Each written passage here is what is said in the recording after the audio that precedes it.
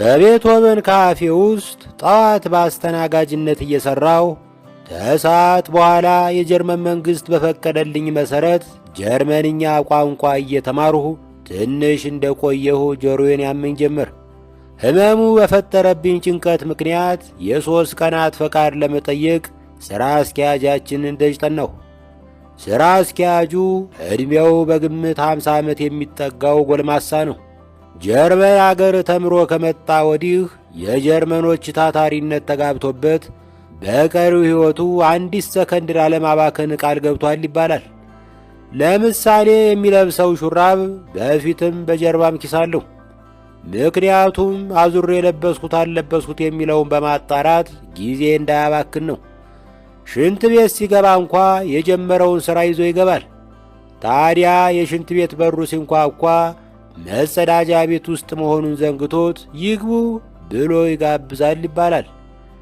ከዕለታት አንድ ቀን ባለቤቱ የኔ ውድ ምን ነው የሻይ ሰዓት እንኳ የለህም ብትለው በሻይ ንግድ እንጂ በሻይ ሰዓት የከበረ ሕዝብ የለም ብሎ መልሶላታል ይባላል። ከሳምንት አንድ እሁድ ለ2 ሰዓት ያህል እረፍት ያደርጋል። በዚህ ጊዜ የሚወደው የጊዜ ማሳለፊያ እጁን ወደ ኋላ ሸርቦ በእግር መንሸራሸር ነው። ታዲያ በእግሩ እየተንሸራሸረም ሥራ እንዳይፈታ እርምጃዎቹን ይቆጥራል ይባላል። ሥራ አስኪያጁ ቢሮ ገብቼ ጉዳዬን በጥቂት ቃላት አስረድቼ ከቋጨው በኋላ ውሳኔውን ጥበቃ አይን አይኑን ማየት ጀመርሁ።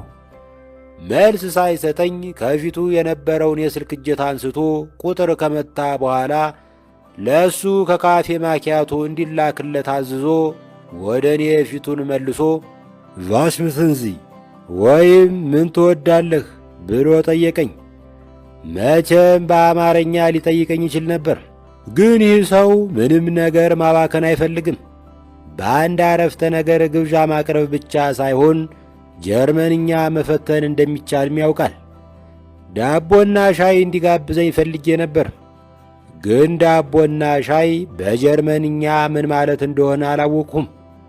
አላዋቂነቴን ከማጋለጥ ዳቦና ሻዩን ማጣት መርጬ ቫሰር ወይም ውሃ ብዬ መለስሁ። እነሆ እሱ ማኪያቶውን እያጣጣመ እኔ ጉንጭ የሚቆረጥም ቀዝቃዛ ውሃ እየተጋጥሁ ቁጭ ብለናል።